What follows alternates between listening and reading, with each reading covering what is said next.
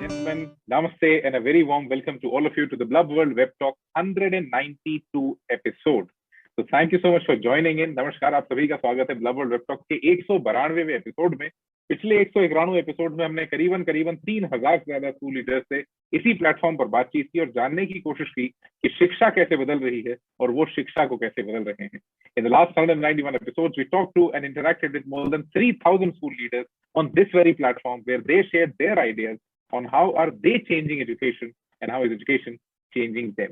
So today, again, we have an amazing lineup of guests and we'll be talking something which is super sensible for everyone, everywhere, across the globe. Let's talk money. तो आज पैसे की बात करेंगे कि क्या ऐसी चीज है जो कि हम नहीं जानते या हम सिखाते नहीं हैं, क्योंकि आज जो अगले 60 मिनट हमारे पास है उसमें हम जानने की कोशिश करेंगे वित्तीय साक्षरता, financial literacy for teenagers, for students, and how does it impact life of schools, teachers and the students who are finally going to be the society that we imagine. हम जिस भविष्य की कल्पना करते हैं उस कल्पना में फाइनेंशियल लिटरेसी कितनी important है और उसके कौन कौन से ऐसे एस्पेक्ट्स हैं जिस पे हम ध्यान दे पा रहे हैं और कौन से ऐसे हैं जिन्हें हम भूल गए हैं. So today, to initiate the round table, but before I initiate the round table, just some small little ground rules. The Blub World Web Talks is not a speaking marathon, it's a speaking sprint. So your speaking time is limited. And once your time is over, you might get muted. If you get muted, please don't get offended. It's just to keep the activity interesting and crisp for everyone. Most importantly, this is a bilingual platform, so you can either use English or Hindi, any of these two languages. If you want to use a third one, you can, but I won't get it.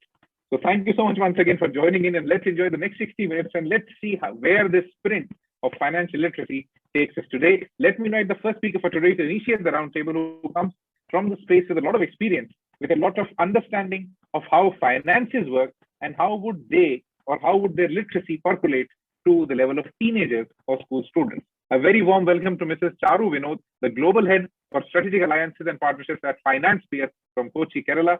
Charu, over to you for the next 3 minutes. Please unmute yourself and a very warm welcome. Thank you, Daksh. And I know this is a sprint that you're talking about, but first of all, thank you for each one of you, the principals who are here, because I know it's a long day, long week, and to spare your time, valuable time, I really appreciate that. So quickly on to the topic that we are discussing today. So India as a country, we are very culture centric, and we pass on this message to our generations, and we've been ourselves being taught to save money, right? Save money is being taught to us since childhood with piggy banks, etc., right? Now coming to the same kid, as we grow up, right, we don't know what to do when we start earning, right? So the simple things that we do is we reach out to our parents reach out to the big bosses outside or the most literate uncles in the society or in the family to get some knowledge. Set aside this part, right? I'm just going to keep this part aside for now. According to statistics, right, as of 2019, that is when the pandemic just began in China. As of 2019, there was 18,830 crores lying in Indian banks unaccounted. That means that either the person who saved this kind of money did not exist in the world, means passed away, or the person did not have a heir who the money could be passed on. So that is the frugality of our society. And I know, ironically, they saved the money that they could never spend, right? And these are the statistics that I'm talking about. Coming back to, why our culture or, why our parents keep telling us to save, or why do we tell even the generations to save, is because we are scared of unforeseen futures. We are scared of, a lot of things, a lot of costs which come. We also look at legacy that, okay, I struggled, so I don't want my next generation to struggle. On an average, having said all of this, 50% of Indians still manage to only save between 0 to 20% of their earnings. Either today we are saving too much or we are spending too much. right? Coming to the millennials, right? 51% of the millennials today are not able to take their decisions about financials, about what to do with the money that they are earning, because they think there is a lack of financial literacy that they have, right? Today, India is at 75% plus in the literacy rate, right? But if you look at the financial literacy part, we are hovering around 24%, right? And these are the statistics I'm talking about through the national, the source is National Center of Financial Education Report 2015. Our average is 24%. What they have smartly done on the website is they have said that between 20 to 44 age, that's the age group, there our percentage is 27.6. And if we were to focus on the financial literacy, to increase the financial literacy in the next 2 decades, which is 20 years, we need to focus on the age group of 10 to 19 years. And only then our financial literacy from 27.6% will increase to 33.5%, right? And let me tell you, the most, big states like Maharashtra is somewhere around 17% financial literacy. Our Gujarat is at 33%. Karnataka is at 25%. So these are the numbers which are really alarming when it comes to financial literacy. And it's not only an Indian issue, domestic issue. So, just to summarize, it is not only a domestic issue, but it's a global issue, wherein we are saying India is at 24%, China is not too far, China is 28%, right? Our most influential states, the countries that we look up to, US has a debt ratio, the adult debt ratio of 33%, where they carry with credit cards, and 38% of the families have credit card debts, and 33% of adults in US have not saved anything for their retirement, right? Coming back to UK and India, we've not taken any steps further by adding it to our curriculums as well. Whereas if you see Russia, there are countries who are taking steps to add it to the to their curriculums, with Australia going 100%. Then we have Russia adding it to the curriculum of grade 2 to 11, which makes, and US has taken a step where 21 states in US have made it compulsory for us to have financial literacy, for them to have financial literacy. Now, UK and India are the only 2 countries who've not taken any measures in this regard. And that's my entire topic to the audience as to what can we do as a society closer to the students of that particular age group to make their future a little brighter, because they take education loans, they get into the trap of credit cards. We don't want them to get into the trap of borrowing and paying and getting into the trap of having a bad credit score. Thank you so much, Charu. The initial opening talk was over. So let me try to summarize what you said so that we can go to the next speakers. We started with saving being a part of the Indian culture, a very big amount of more than 18,000 crores lying in banks, which would never be used, a lot of saving, because Indians save a lot, we saved a lot of money. And the biggest challenge that millennials face right now, or the current generation faces, either we spend too much or we save too much. We don't know the trade-off of it. That's how do we finally find that balance in finances. And I think that this is out of the towing point of view. You said being afraid of the struggle legacy. 51% of millennials lack financial decision-making skills. Financial literacy sits at only 24%. So it's really important that financial literacy, as you also said, that the focus is on 10 to 19-year-olds, or typically teenagers. So what do the school leaders have to say on this? That is financial literacy something that's critical, that's important, or that's something that we don't need to take care of? So let's try to understand it from our school leaders. What do they think on the idea of financial literacy? Let me invite the next principal for today, Mrs. Hema Kalakoti, the principal of Army Public School Academy, Lucknow, Uttar Pradesh. Hema, I'm over to you for the next 3 minutes. Please unmute yourself, and a very warm welcome. Thank you, Daksh. Good evening, everyone.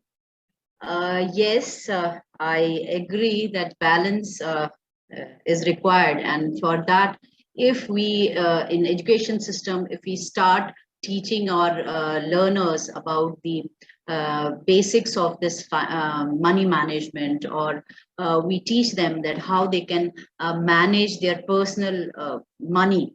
So for that.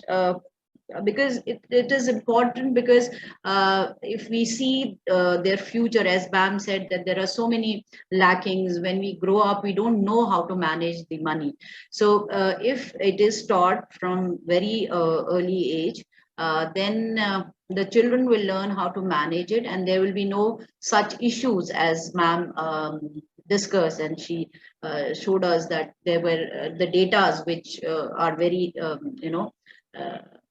very surprising. So for this, as I said, in the education system, we should teach simple money management to the children. In CBSE, sixth onwards, from June 2001, we have textbooks on that. The financial literacy books are there, and there are so many activities which can be taught to children. And I think when we are integrating literacy literacy knowledge activities in the curriculum, that will help. For example, in pre-primary and primary, we do some activities. These activities are done in mathematics, but yes, to some extent, they are helping the children to know that what is money, how to manage it, how to borrow money, how to save it, and knowledge about banks, the different accounts. So for example, I'll give you one example. In our pre-primary, we do the simulations.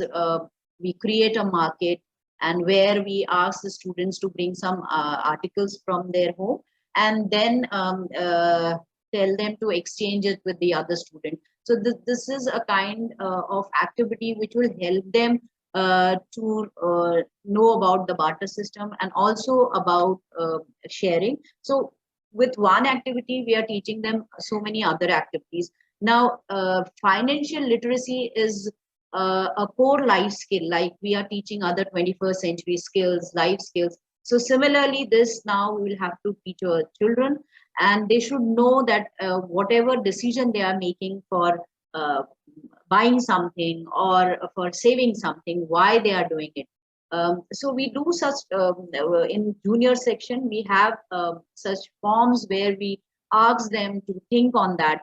Like if they have, if they bought something, so what was the reason? What were the reasons which affected their decision? Was it the family members told them, okay, this is looking good on you, or was it the sale or the discount related to it? So many things can be discussed. And in senior sections, we give projects where we ask children to go in malls or in market, and get the photograph of discount articles, or the discount, whatever discount they are getting on items. And then in 11th 12th class, they discuss on that, what is discount, and how what is the reason of it. So all these things, if discussed with children when they are in class, and it can be integrated with other subject, with a interdisciplinary approach. This way, I think to some extent we will be able to give the knowledge to the children related to finance, this financial literacy. They will know how to balance it, and they will also know that what they have to, what are their daily routine expenses. So how much they should have for that, how should they save money, and why they should save the money. Okay, thank you so much. So thank you so much, Hema ma'am. Let me try to summarize what you said. You talked about the need to teach children from a very early age. You're doing already some rudimentary activities in the pre-primary section, where you are talking to them about barter, you're talking to them about market, you're talking to them about how does the economy finally work. And I think it's quite basic and rudimentary. That's already being done in the schools. And I would, request Charu that while you're listening to all the school leaders, at the end, we would want to know your thoughts on what kind of refinement, what kind of things can schools start doing immediately, because there are two stages of literacy at any kind of global community. First is something that you can do immediately, and something which actually has a long-term effect. So thank you so much, Hema ma'am. Let me invite the next speaker for today, Mr. Sandeep Kamra, the head for senior AS for Shiv Nadar School from Gurgaon, Haryana. Sandeep, over to you for the next 3 minutes, and a very warm welcome. Charu ma'am and Hema ma'am has said about financial literacy. Yes, I completely agree that yes, we need to impart that knowledge right from the very early age, right? And what Hema ma'am was also discussing about the type of activities they are doing in the pre-primary and primary, middle years. Even yes, we do similar activities to instill the basic skills, like what is barter, what are the challenges coming when there is a barter system and all that. But when it comes to senior years, we need to more streamline it more and have a proper plan. If say, like how we do it for senior years, we have another program known as Education for Life. So Education for Life at Shiv Nadar School is a student-centered holistic life skill development program. It is designed for imparting critical life lessons to equip the students in high school to be better prepared to enter the challenging world, I would say. And we use different themes which are not there in any of the subject, but as life skills, we know that children need to know them. And yes, financial literacy is one of the theme under EFL for us. So it is a graded program that we use in grade 9 to 12. So what happens in grade 9, say if I say at first level, we go with very basic introduction to banking, documentation required for banking, types of accounts, types of loans, etc. in a very organized and a structured format. Even there, the children even learn about, I know we have gone completely online mode of transactions, but yet children need to know how to fill a pay slip. What is the need of a pay slip? How to fill a check? I have seen people who are even at a, I would say, mid-age group, they still find it tough to fill checks sometimes.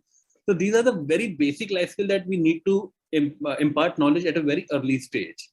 So grade 9 covers the basic introduction of all those concepts. Then grade 10, we take them through the recent modes which have come in the financial industry, say e-banking, what is RTGS, what is IMPS. We take them through all those e-banking modules. Then grade 11, we tell them about savings and investments, how to save, where to save, what will be the better option, how we can take it to the next level. And grade 12, we take it as a live project where we give them, where we like the virtual amount is given to them as an initial investment, and they make their portfolios. They learn how to manage portfolios. So it's something which is a graduate, which is like the financial literacy. It can't be taught in a day or two. It's a life program. It's a life skill which has to be done in a very graded format. And yes, over the previous years, we have seen the students who have gone through this program have a very, very better understanding. I can share an example here that yes, one of the students from our very first batch in I think 2019, he was the one who took this live project, and with the initial virtual amount of 50,000 and the kind of portfolio he was managing, he was able to make his portfolio valued at more than 2,50,000 rupees. So which was a great learning for him. And in real life also, he has created a company, and over the 3 years he grew, and it was such a huge success. And recently he has just sold it off for some millions of dollars, I think. And he has made that evident that the skills that we have tried to impart through the Education for Life program, through the financial literacy segment of that, we have been able to do justice with the program and make an impact also. So this is what I can share about financial literacy from my side. Thank you so much, Sandeep. I'll try to summarize what you said. I think you have a very developed and evaluative program in the form of the Education for Life program, where you start with the basics of banking, then latest developments in banking, to saving and investment, and finally a live project in class 12. I think that's an approach that could very easily be emulated across schools. But I would rather suggest some more ideas, some more ideation that could be done at the level of teaching them how does money actually move? What's the psychology of money? How does money react to your things? How does it react to your habits? How does it react to your decision making? Because the biggest challenge that we all face right now, even as adults, money till now is tight, seal packed in a silo. we still don't know how does it really correlate to our life and our psychology. Thank you so much, Sandeep ji, for sharing your insights. Let me invite the next speaker for today, Mrs. Reema Kohli, the center head for the Navyandhra school from Gurgaon, Haryana. Reema, ma'am, over to you for the next 3 minutes. Please unmute yourself and a very warm welcome. So much. First of all, a very good evening to one and all who is present here. And I think this is a wonderful platform to share such a valuable concern. The main aspect which we are taking today is that literacy. Okay, we are talking about financial literacy, but are we taking care that is the children aware of the cost of everything being used in their daily life? We do place so many apparatus in the schools and colleges for them to use, but are they aware of the cost of the each and every apparatus which they are handling while doing the experiments? Are they aware of the cost spent, or you can say the expenditure at home done by the parents? No, they are not being taught about the less is more. Once the children are being taught less is more, then only they will start understanding the importance of the cost of every particular apparatus, every particular facilities provided at the school and at the same time at home. We want them to learn, but unless they are sensitized, to sensitize them, I believe that we should put a rate list in the labs. We should put a rate list in every activity room for the grown-up children. For the pre-primary and primary children, it is a very different concept of making them understand the calculation, okay, visiting the bank, understanding the transaction of money, e-banking. This is part of their curriculum. They will learn if they are made to learn these particular transactions and the transfer of money, or how to withdraw it from the bank, how to save it as piggy bank and all already there. But the main concern is to sensitize them to understand how to use it, utilize that money judicially. Very, very important is the concern when we heard about that the most recent economic recession of 2009. Everyone know the traces of one, its root, that the financial, the aspect of the people who had taken the loan, they did not have the capacity to pay back. So understanding of the financial literacy barred them from making an efficient financial decision. They are not able to take the decision.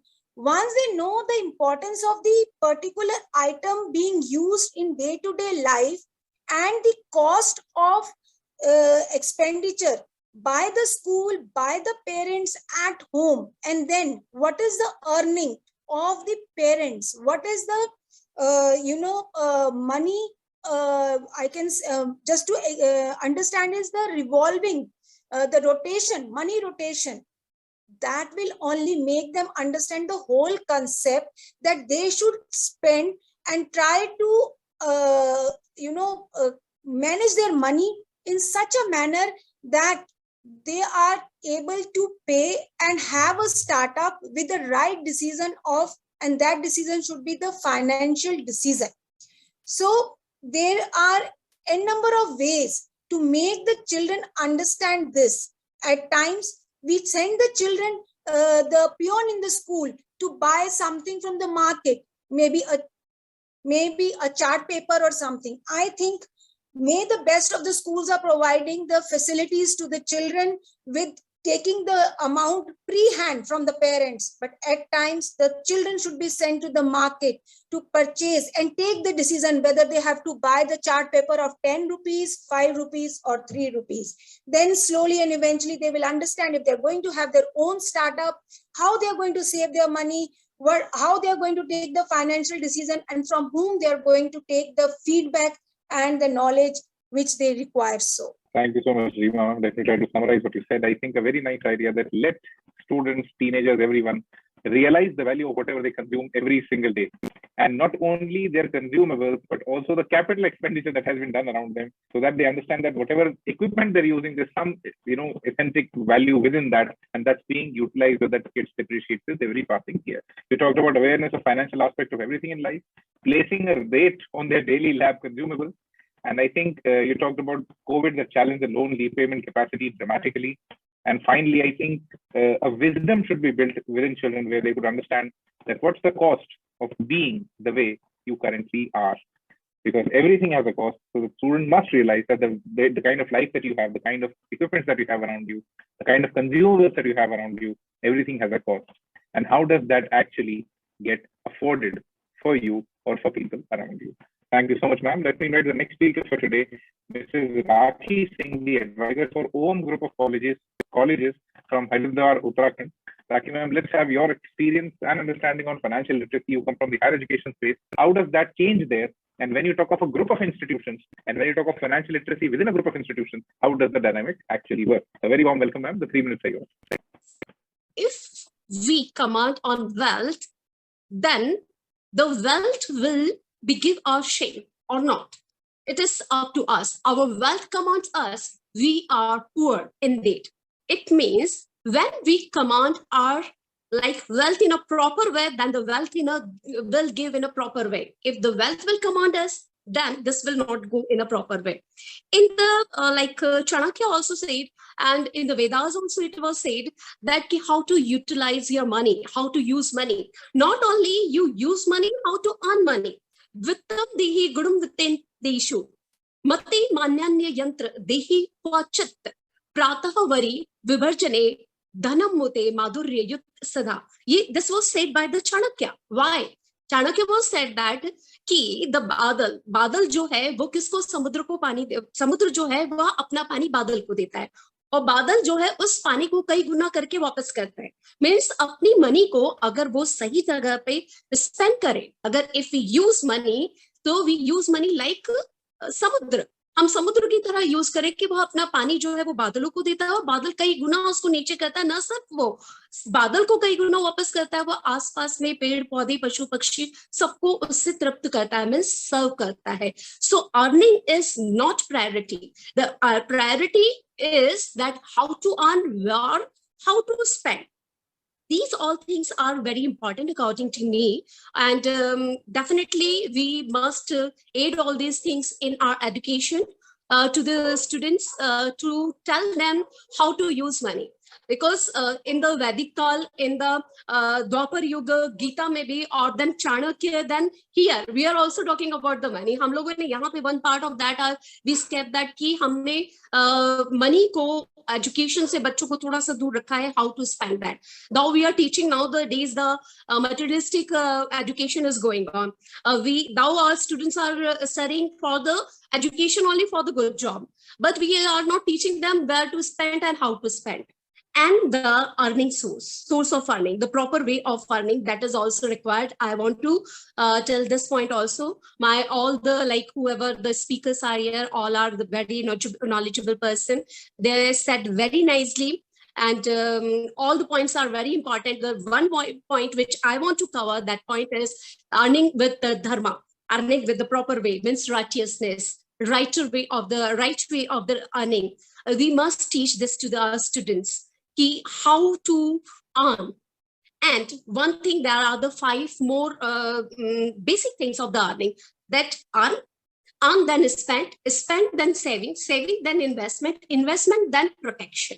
So how to earn, where to spend, how much you invest is after spending, then investment is equally important. They divide the earning in the 2 parts.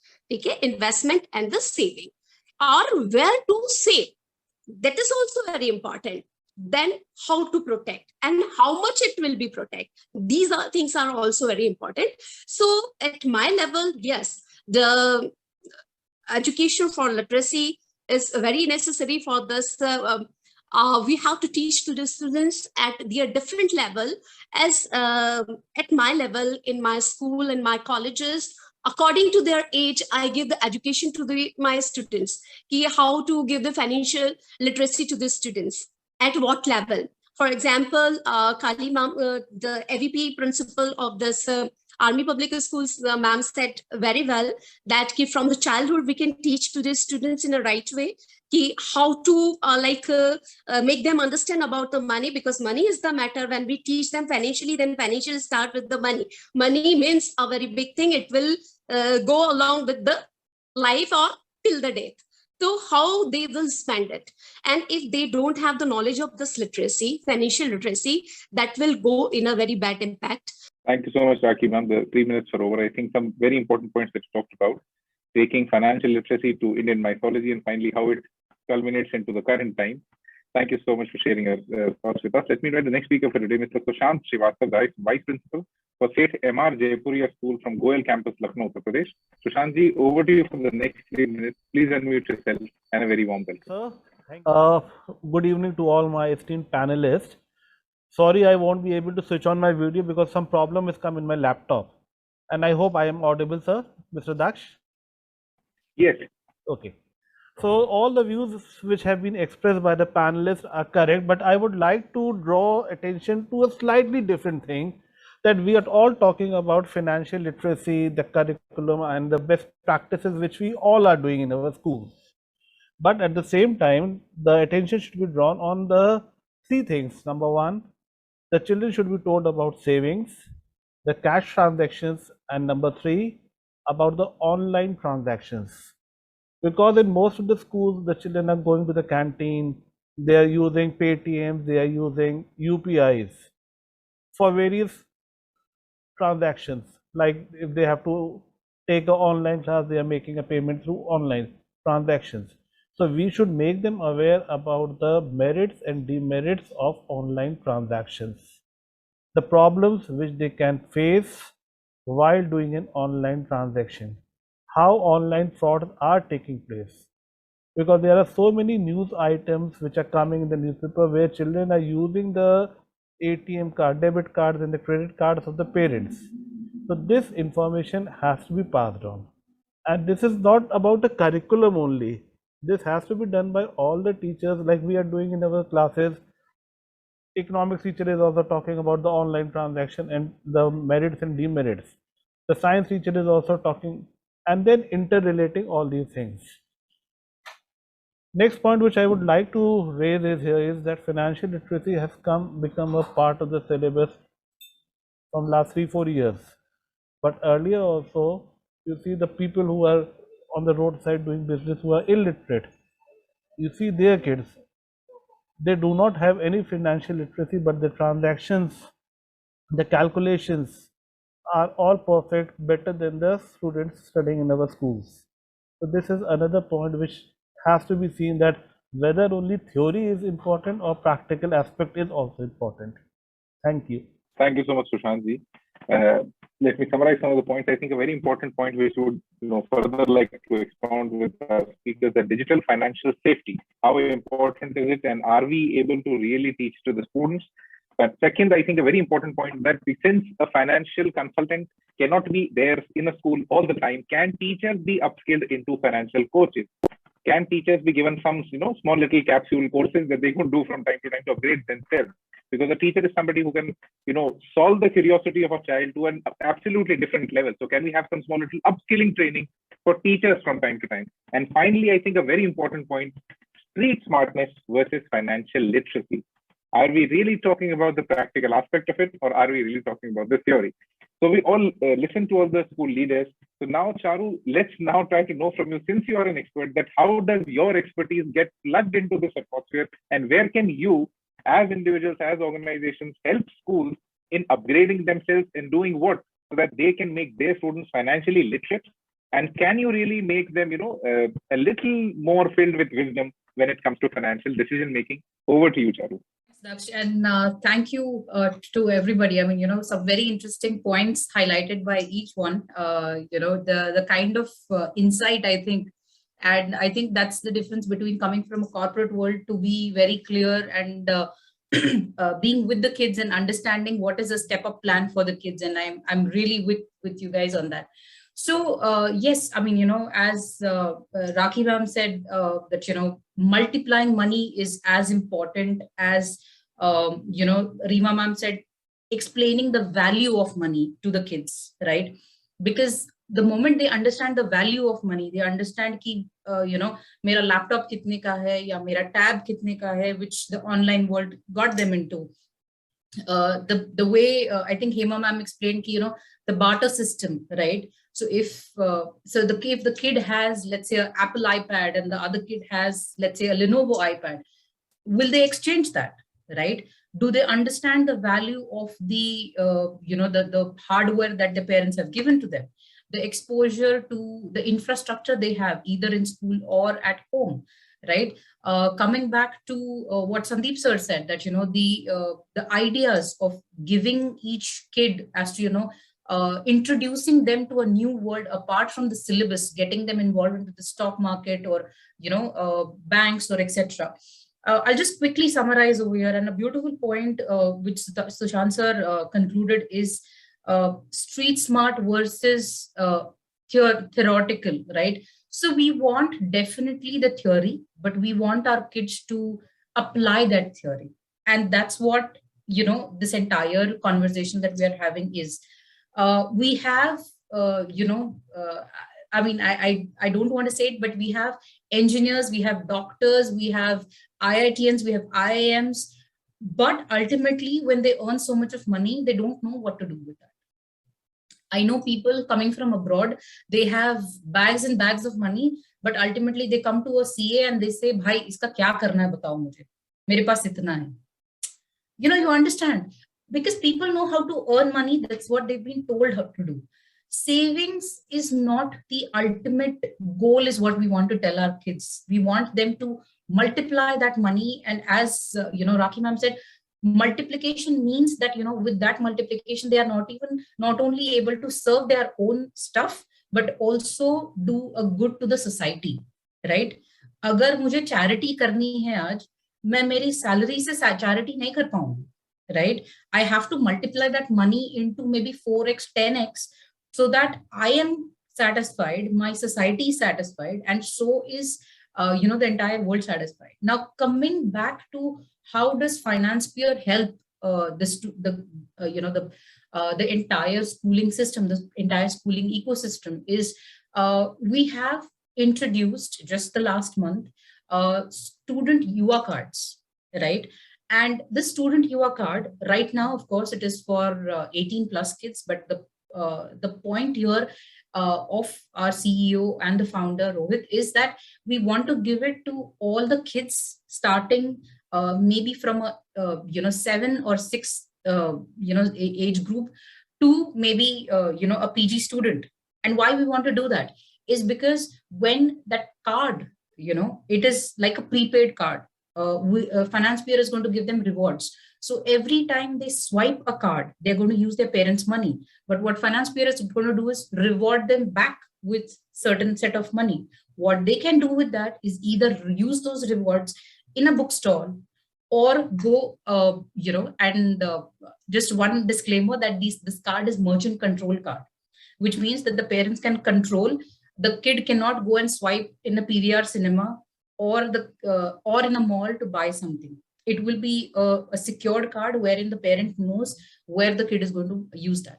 Now, why we want to give a card to the students is, one, this card is going to also help the school ecosystem to use it in the cafeteria, to use it, anywhere that they want to use in the school, college, or university that they are using it. Apart from that, right? Apart from the card, we also have fee financing, and I think the topic is not apt for the fee financing, but what is going to happen with the fee financing, and I want the school owners to understand is, here we are helping the parents, and I think the students here are going to be the most beneficent over here, because they will understand, and I'm talking about the higher grades, they are going to be able to afford at a education which their parents have thought about. There would be a certain segment of students who might want to look at your institution, but maybe it's not affordable right now, right?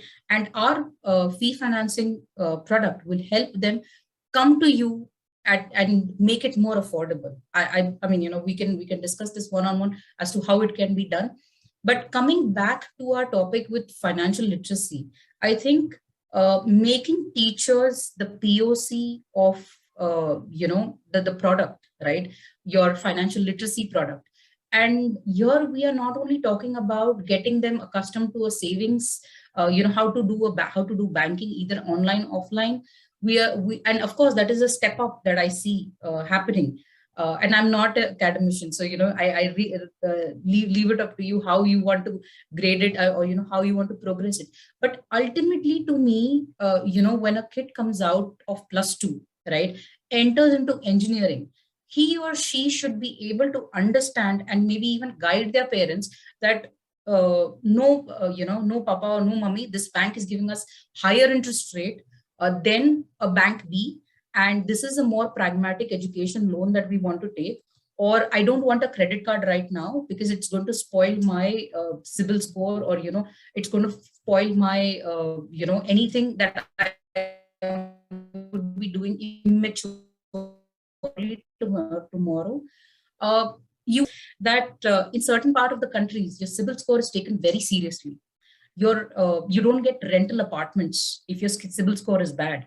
You don't get employment because they think that you're not able to manage your money properly, right? And soon that culture is coming in India as well, right? So that's the reason financial literacy becomes very, very important for all of us, right?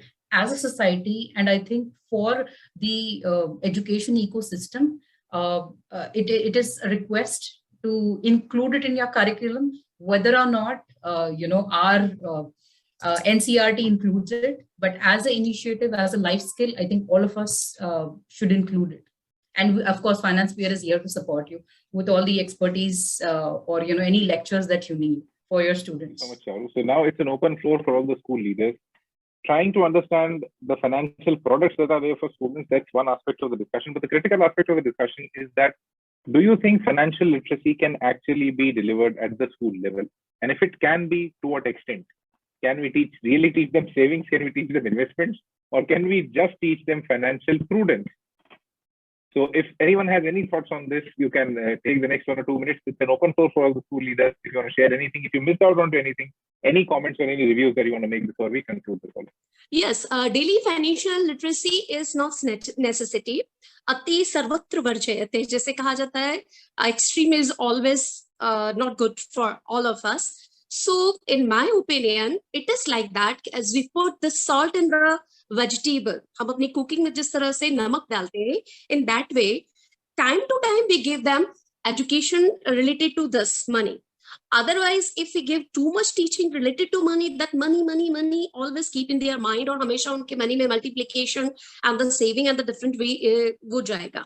Along with this education, like other education part, either the science subject or the art subject or the whatever the subject they are having or they are studying, we have to concentrate about all subjects also, and we can give the education of this in a very minor level. और जैसे कि GK हमारा चल रहा है, बीच में हम बच्चों को GK पढ़ाते हैं, और the part of the GK हमारा twice in a week, 2 periods we give to the students teaching of this GK. In that way, we can give the teaching of this financial literacy to these students, and it depends on their standard in the classes. On the level of that, we can make them understand about the financial literacy for their future. We think that we can accommodate a period for financial literacy, but does that really solve the purpose? And most importantly, the biggest challenge that in education space that most of the people see, and I think most of the school leaders might agree with me as well, that when we talk of financial literacy, do we really talk about prudence? Do we talk about decision making? Do we talk about the skill of investing? Because when you talk a lot about money, the essence of theory gets lost.